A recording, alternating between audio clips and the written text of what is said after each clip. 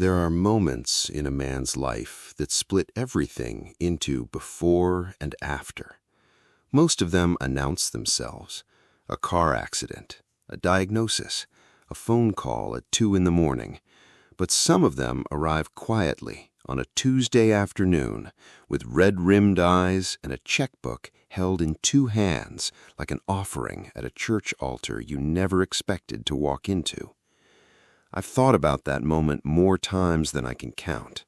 The way the light fell through the porch screen, the way she stood at the edge of my front steps like she wasn't sure the wood would hold her, the way she said those words I'll carry to my grave, and how everything I thought I knew about my life shifted 2 inches to the left and never quite went back. People ask me sometimes if I believe in things happening for a reason. I used to say no. I was a practical man. I dealt in lumber measurements and fire lines and the particular silence of a Montana night when the wind dies and the pines go still.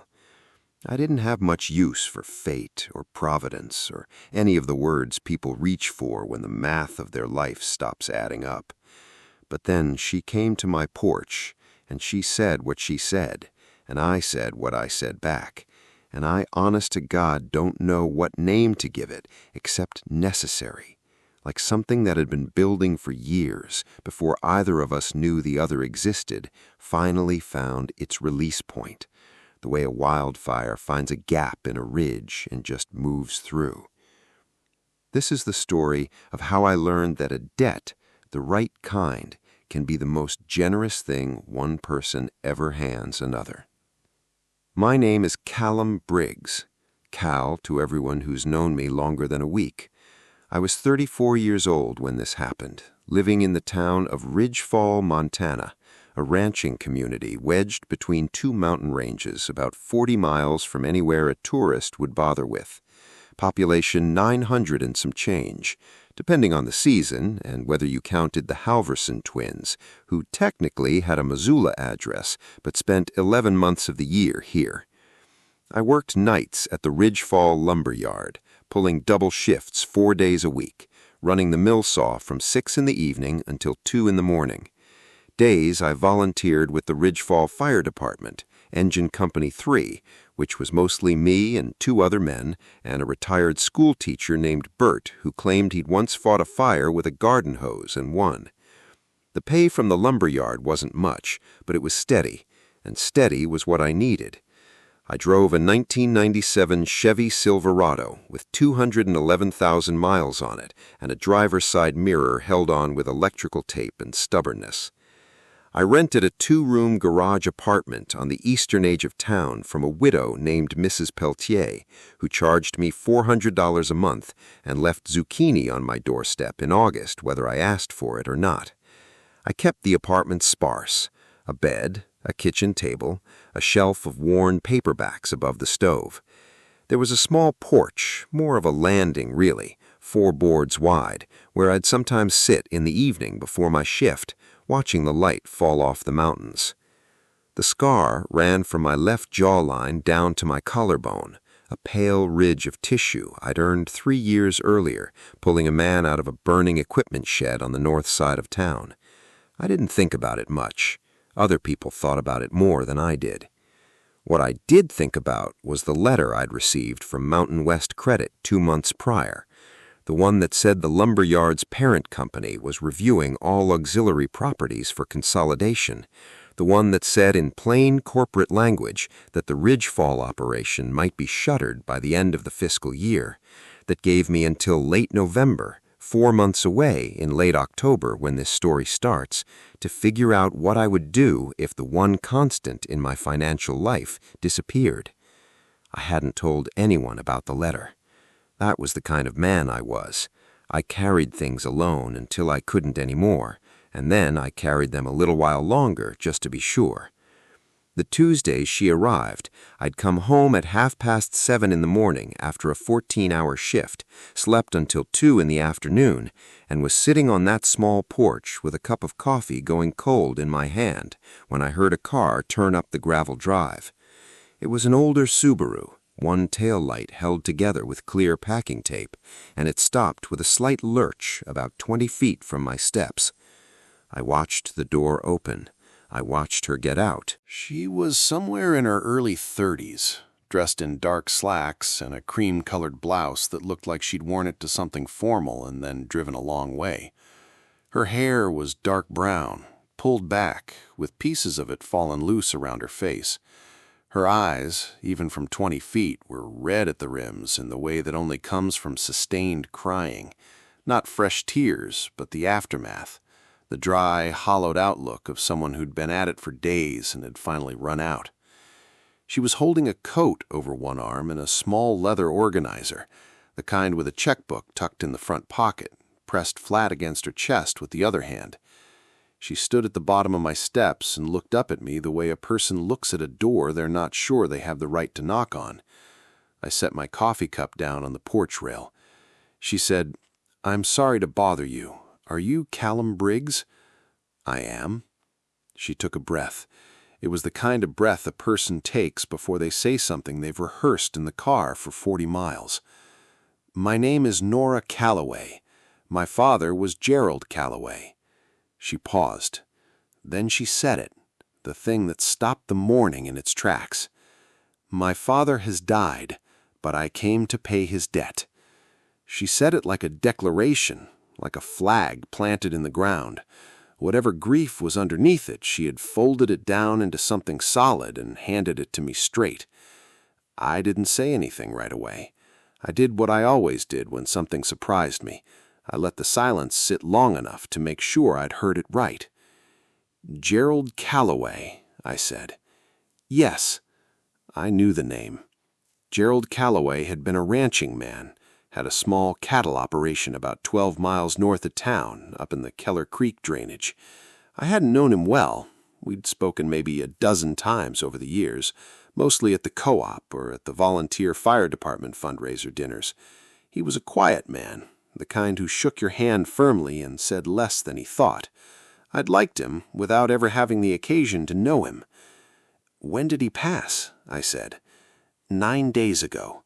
She said it matter-of-factly, but her jaw tightened just slightly on the last word. "Heart attack. He went fast. They said he probably didn't feel it." She said that last part in the particular way people say things they've been told are supposed to be comforting and are still deciding whether they are. I stood up from my chair. "Come up and sit down," I said, "please." She hesitated for just a moment, that moment of a person recalibrating, not expecting kindness when they've come prepared for a transaction, and then she came up the steps. I went inside and got her a cup of coffee she didn't ask for, and when I came back she was sitting in my other chair, the leather organizer in her lap, her coat folded over the porch rail. She wrapped her hands around the mug when I handed it to her without looking at it, the way you hold something warm when what you actually need is a moment to hold yourself together.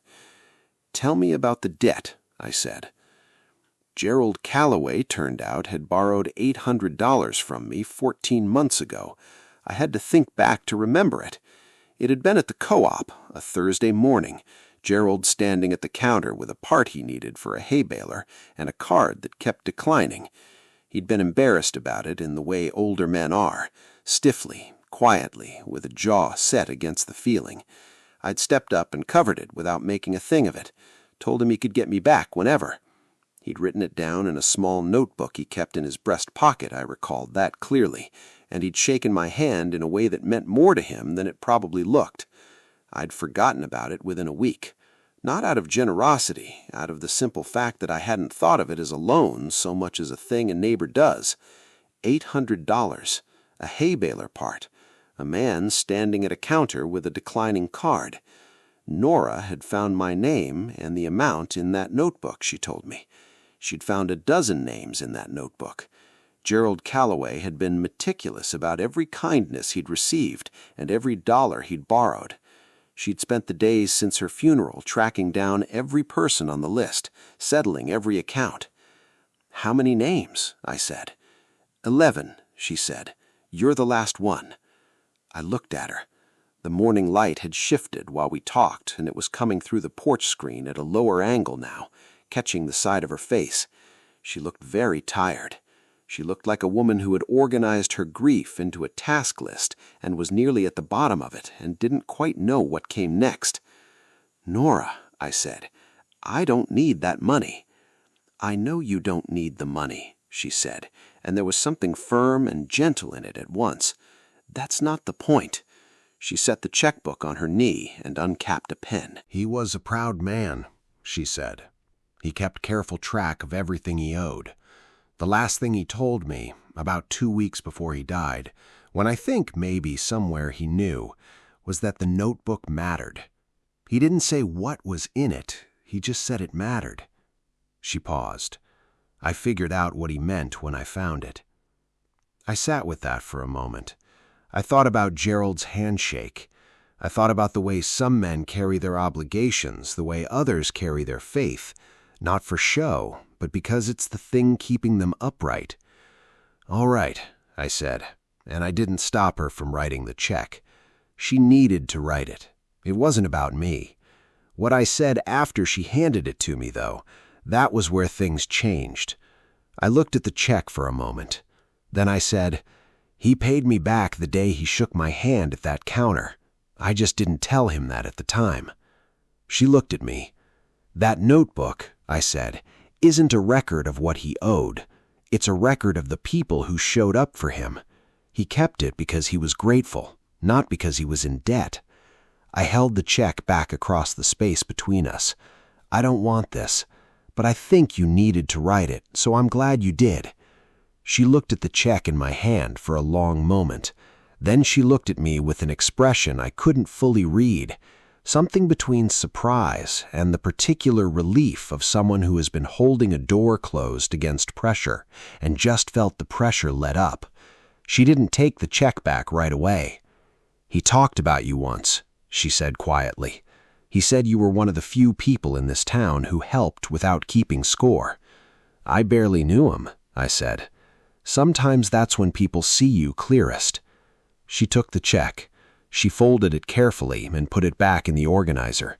Then she looked out at the mountain ridge line visible above the tree line and didn't say anything for a while. Neither did I. That was the morning. That night I went to my shift at the lumber yard and spent 8 hours running boards through a mill saw, and I thought about her the entire time. Not romantically, not yet. I thought about her the way you think about a person who said something that rearranged something inside you, and you keep turning it over trying to figure out exactly which way it landed. Sometimes that's when people see you clearest. I didn't have a lot of people in my life who said things like that. I didn't have a lot of people in my life full stop. A couple of the guys from Engine Company 3, Mrs. Peltier with her zucchini, my sister in Billings who called on birthdays and major holidays. I was not a lonely man exactly. Loneliness implies a longing for something different.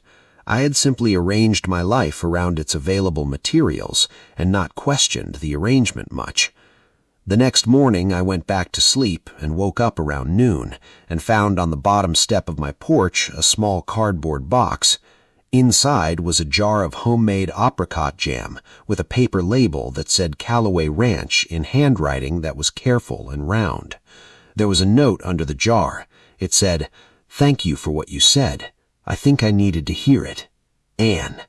There was no return number, no address. I didn't have a way to reach her. I ate that jam for 3 mornings and thought about writing a note back that I had no way to deliver. It was Bert from the fire department who supplied the connection. 2 weeks later, at a Thursday briefing, he mentioned in passing that he'd heard the Callaway girl was in town settling the estate. Said she'd been staying at the old ranch house, trying to figure out what to do with the property. "She's a landscape architect," Bert said. "Works out of Missoula. Never quite moved back here after college, like the most of the young ones don't." I filed that away and didn't act on it for 4 more days.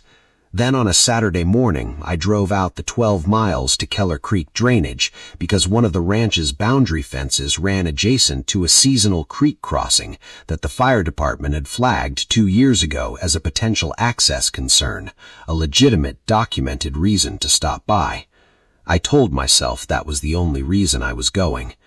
The Callaway Ranch was a modest operation, 30 acres of pasture, a barn, a house that was well kept but showed its age. The cattle were gone, the pasture was quiet. A rental truck was parked near the barn, and the front door of the house was open, letting in the October air. She was on the porch when I pulled up. Not my porch, hers. The Callaway Ranch house had a long covered porch facing the mountain to the east, and she was sitting on the top step with a yellow legal pad on her knee and a coffee going cold the same way mine had been when she showed up at my place, which I noticed and didn't remark on. She looked up when I got out of the truck. "You drove 12 miles to check a fence line," she said. "I drove 12 miles to check a fence line," I confirmed. She looked at me for a moment. Then she moved over slightly on the step, making room. I sat down. We talked for 2 hours. I learned things about her in those 2 hours and in the weeks that followed, the way you learn things about a person when there's no performance in it, because neither of you planned to be sitting on a porch talking to the other one. Her mother had left when Nora was 11. Not dramatically, she'd simply packed and driven to Spokane to live a life that didn't include ranching or Montana winters, and she'd sent birthday cards reliably for about 4 years, and then less reliably after that. Nora had been raised by Gerald, which meant she'd been raised in practical silence and early mornings and the particular independence of a child whose parent loves her completely but doesn't have a vocabulary for saying it out loud. She was 32. She had a studio apartment in Missoula and a job she was good at, and a life that she described once with a half-smile as organized. She had one person she'd been serious with for 3 years who had wanted her to move to Seattle, and she hadn't, and he'd gone without her, and she'd been fine with it in the way you're fine with things that cost you something. She'd intended to come to Ridgefall, settle the estate, and be back in Missoula within 3 weeks. 3 weeks came and went. Part of it was the estate itself. Gerald had left the ranch to her outright, but there were complications. A small outstanding agricultural loan, a question about water rights on the Keller Creek access, a decision about whether to sell or hold the property that she kept coming back to and couldn't quite make. Part of it, and she admitted this to me on a gray November afternoon when we were sitting in my truck at the end of the Keller Creek Road watching a front come in over the northern range, she'd forgotten what it feels like here. "It's cold, and the nearest decent grocery store is 40 miles, I said. "Yes," she said, "exactly." I'm going to be honest about what happened to me during that time, because this story deserves honesty. I fell for her slowly and completely, the way a dry-laid stone wall settles, not at once, not with any single dramatic moment, but through the accumulated weight of small things placed carefully one on top of another. I noticed the way she wrote in her legal pad with her whole hand pressed flat against the page, like she was holding the words down. I noticed she remembered the specific things people told her, not just the broad strokes, but the details, the names, the exact wording, and she brought them back weeks later with a naturalness that made a person feel like what they'd said actually mattered to someone. I noticed that she laughed rarely but fully, the kind of laugh that comes from somewhere genuine, and that it surprised her slightly each time, like she'd almost forgotten she could do it. I did the things I knew how to do. The water rights issue turned out to involve a section of fence along the creek access that had been incorrectly mapped in the county records. I went up there on a Sunday with my post-hole digger and my truck and 4 hours, and I walked the line and marked the correct points and documented it with photographs she could take to the county assessor's office. It took 3 weeks of back and forth with the county, but the issue was resolved. The barn had a section of roof that was letting in weather. I noticed it the 3rd or 4th time I was out at the ranch, and I didn't say anything. I just showed up one Saturday morning with a bundle of shingles in the bed of the Silverado and did the repair. She came out mid-morning with coffee and watched me work from the yard with an expression on her face I didn't look at too directly because I didn't trust myself to interpret it correctly yet. "You didn't have to do that," she said. "Roof's not going to fix itself," I said. She handed me the coffee. Our fingers touched around the mug. Neither of us said anything about that either. The external problem arrived in the form of a man named Derek Sorrell. Derek was a land developer out of Bozeman who had been circling the Callaway property for 2 years, had apparently made overtures to Gerald more than once, and now reappeared in Nora's life with the particular persistence of a man who's confused professional determination with personal charm. He was polished and well-dressed, and he drove a truck that was newer and shinier than mine by about 190,000 miles, and he arrived at the ranch on a Wednesday afternoon when I happened to be there helping Nora sort through her father's equipment shed. He shook my hand briefly and correctly categorized me in the way that men like Derek tend to categorize men like me, as background, furniture, a helpful local. He then spent 45 minutes explaining to Nora, in the voice of someone doing a person a favor, why the smart move was to sell the ranch to his development company, subdivide the acreage, and walk away with enough money to set herself up properly in Missoula. He said properly the way people say it when they mean without the burden of your dead father's choices. I kept sorting Gerald's tools and didn't say a word. After Derek left, Nora stood in the door of the equipment shed for a while. Then she said, "He's not wrong about the financial logic." "No," I said, "he's not. It would solve a lot of things. It would." She looked at me. "You're not going to tell me what I should do, are you?" "No," I said. "Why not?" I set down the socket wrench I'd been cataloging. "Because it's your ranch. And your father's gone, and he left it to you, and that's a weight only you can figure out how to carry. I'm not going to be the person who helps you carry it in the wrong direction." She looked at me for a long moment. "That is," she said, "the most careful thing anyone has said to me in a long time." "I'm a careful man," I said. "I know," she said. And the way she said it made it sound something entirely different from an observation. That was late November. 3 weeks after that, the letter from Mountain West Credit confirmed what I'd feared. The Ridgefall lumber yard would be closing operations at the end of January, 43 days away. I didn't tell Nora about it right away. I put the letter on my kitchen table and looked at it for 2 days, and then I put it in a drawer and went back to work. But I told her on a Thursday evening. We were sitting on my porch, the small one, the 4-board landing outside my garage apartment, with the temperature dropping and the porch light on, throwing a yellow circle against the step railing. She'd brought soup she'd made from her father's preserved garden vegetables, jars she'd found in the ranch house basement, and it tasted like last summer filtered through a winter kitchen, which felt appropriate.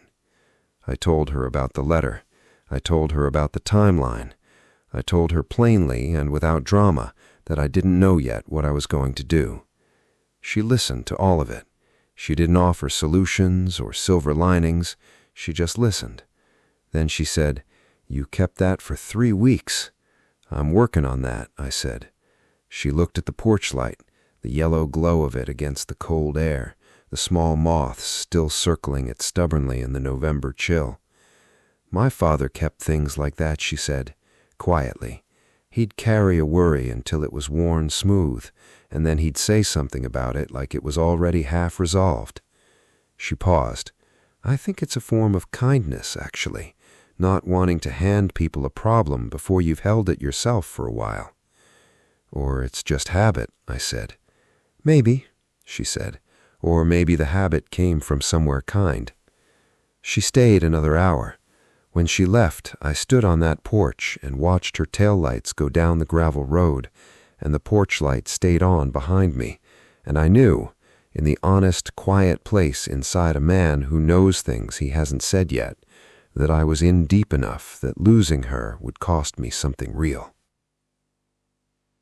The complication that nearly ended everything arrived not from Derek Sorrell or from Mountain West Credit, but from Nora's own internal architecture. She came to me on a Monday, a week before Christmas, the mountains already thick with snow, and she told me she'd accepted a project in Missoula, a large commission, a municipal park redesign, the kind of work she'd been trying to get for years. She would need to be back in the city by the second week of January at the latest. She said it sitting at my kitchen table with her hands wrapped around a mug and her eyes not quite meeting mine. "That's good," I said, and I meant it, and it cost me something to say it. "I've been thinking," she said, "about the ranch. I think I'm going to hold it, not sell to Derek. I'll carry the loan for now and figure out a longer-term plan." "That's a good decision." "You're doing it again," she said. "Doing what?" "Being careful." I didn't say anything. "Cal," she looked up at me, "I need you to be less careful right now. I need to know, I need to hear from you whether this is something or whether I've been reading something into a series of very kind and very practical actions taken by a very kind and practical man." That was the most direct she'd ever been with me. It landed like cold water, clarifying. I sat down across from her.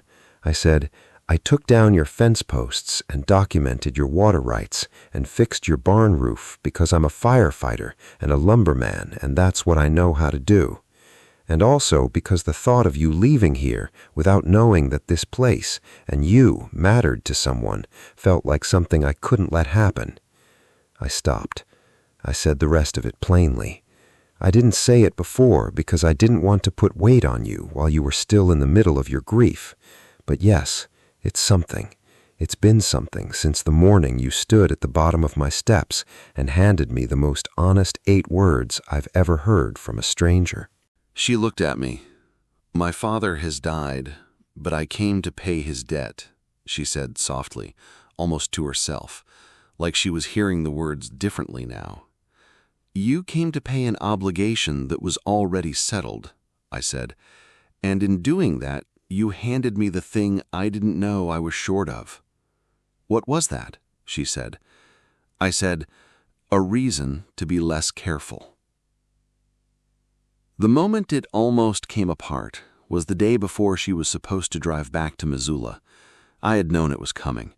She'd spent the previous 4 days packing the things she was taking from the ranch house, making arrangements for the property, having a long phone call with her attorney about the loan and the water rights resolution. She had been efficient and organized. She had a life to return to, and she was returning to it. And we had said the things we'd said at my kitchen table and left them there, half-held, not quite resolved into anything with a name. I had told myself that was fine, that some things didn't need a name to be real, that she knew how I felt and I knew how she felt, and life was complicated, and Missoula was 3 hours away, and my job was ending in 5 weeks, and she had a park commission to design, and some things simply stay in the almost was category, and a man accepts that and moves forward. I had almost convinced myself. Then she came to my porch at 9 o'clock in the evening, the night before she was leaving, and she had the leather organizer in her hand. I was sitting outside in the cold with my coffee. The porch light was on. She came up the steps without asking and sat in the chair beside me, and she put the leather organizer on the porch rail between us, and she said, "I found something else in the notebook." I waited. "There was a page in the back," she said. "I'd missed it the first time I went through. It was folded over." She opened the organizer and took out a folded piece of paper, lined notebook paper, the same kind her father had used in the small journal she'd shown me once. She held it, but didn't unfold it yet. "What does it say?" I said. "He wrote it about you," she said, "about the morning at the co-op. He wrote down what you said when you covered the bill. He wrote down the exact words." She paused. "He wrote, 'Colin Briggs said any man can be in a tight spot. Doesn't change what kind of man he is. I will not forget that as long as I live.'" I sat with that. "He kept it separate from the debt list," she said. "It wasn't on the list of people to pay back. It was on a different page." She looked at me. "I think that's because he didn't think of it as a debt. I think he kept it because he didn't want to forget who said it. My throat was tight. I looked out at the dark shape of the mountains against the stars. "Nora," I said, "I'm not bringing this to you to be sentimental," she said, and her voice had that quality it sometimes had, precise and clear, like she was reading from something she'd thought through carefully. "I'm bringing it to you because I almost drove away from here tomorrow without saying the thing I should say." She set the paper down. "I don't want to go back to a life where I spend all my time being organized and efficient and capable and completely alone. I've been doing that for 3 years, and it's a well-run life, but it's not a full one." I turned and looked at her. "I'm not asking you to fix that. I'm not asking you to follow me to Missoula or to be something you're not. I'm asking you," and here her voice changed slightly, just slightly, went softer, "to not let me drive away tomorrow without saying it. That's all." I stood up from my chair. She looked up at me. The porch light was behind me, and I couldn't entirely see her face, but I could hear the steadiness she was holding on to in her voice, and I understood what it was costing her. I said, "Nora, your father's notebook has 11 names in it, and mine is the last one." "Yes," she said, "and you drove out here to every single one of them." "Yes," I said, "you came to my porch with a checkbook and 3 days of dried grief behind your eyes, and you handed me 8 words that I'm going to be thinking about the rest of my life." I reached out and put my hand on hers on the porch rail. Her hand was cold from the night air. "The last thing I'm going to do is let you drive away tomorrow without saying it." She looked up at me. "I love you," I said. "That's the thing. That's what I said that changed everything. Not the thing at the co-op, not the thing at the kitchen table. This, right now." She didn't speak for a long moment. Then she turned her hand over and held mine, and she said, quietly, in the dark, on that cold porch with the light on and the mountains all around us, "Stay." That was the word, just that one. Stay. I sat back down. Right there. I didn't go anywhere. Neither did she. 8 months later, on a warm June evening, I was sitting on the long porch of the Callaway Ranch, our porch now, though it had taken me a moment to start calling it that, watching the last of the light drain off the eastern range. The cattle were back. 6 head, a modest start, purchased with careful planning and the proceeds from a partnership Nora had negotiated between her landscape architecture practice and a regional conservation group that needed someone who knew this particular terrain. I was working for the Ridgefall Fire Department full-time now. When Mountain West Credit closed the lumber yard in January, the town council had passed a small measure to fund a permanent position. It wasn't the salary of a man who stopped worrying, but it was the salary of a man who wasn't worried the same way anymore. The porch was different than Gerald's time. Nora had added 2 wide plank benches along the railing, hand-hewn from timber I'd sourced and milled in Bert's workshop, and a row of potted herbs along the south end that were doing better than she'd expected in the mountain climate. Gerald's old rocker was still there, the wooden one with the worn-through armrests, and she'd left it exactly where it always been. That evening I heard her come through the screen door behind me. She sat down in the chair beside me, not her father's rocker, but the bench I'd built closest to it, which she'd claimed as hers from the first day it was finished. She was quiet for a moment, watching the light the way she did, which was the way a landscape architect watches light, seeing all the things it does to a surface, the way it changes a field from one minute to the next. "Can I show you something?" she said. She had something in her hand, a small rectangular card, the kind that comes with a medical lab report. She turned it over and held it out to me. I looked at it. I looked at her. June, probably around the end of the month.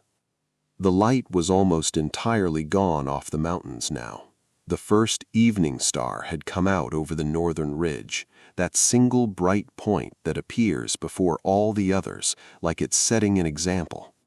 I put my arm around her and she leaned into me, and for a while neither of us said a word. The cattle made their slow sounds in the lower pasture. The porch light came on automatically as the dark deepened. An old fixture Gerald had wired himself, still working, still throwing that familiar yellow glow across the top step, the way it had for 20 years before I ever sat here. I thought about the morning she'd stood at the bottom of my porch steps in Ridgefall with a checkbook pressed to her chest and grief held carefully behind her, and how she'd handed me those 8 words like an obligation and I'd handed them back like a gift. I thought about Gerald's notebook and the page folded in the back and the words he'd kept not as a debt but as a reminder. Any man can be in a tight spot, doesn't change what kind of man he is. I thought about what I'd said on that cold porch in December and what she'd said back, that single word that had cost her something and given us everything. I thought about how a debt in the right hands is really just a way of saying, you showed up for me and I haven't forgotten. And I thought, with the porch light warm behind us and the mountains going dark all around and a new life on its way, a small one, a real one, a life built from lumber mill shifts and fire lines and 100 small repairs and one honest moment on a cold Montana night, that I finally understood what the word full was supposed to feel like when applied to a life. Gerald Calloway had kept careful track of everything he owed. I intend to do the same.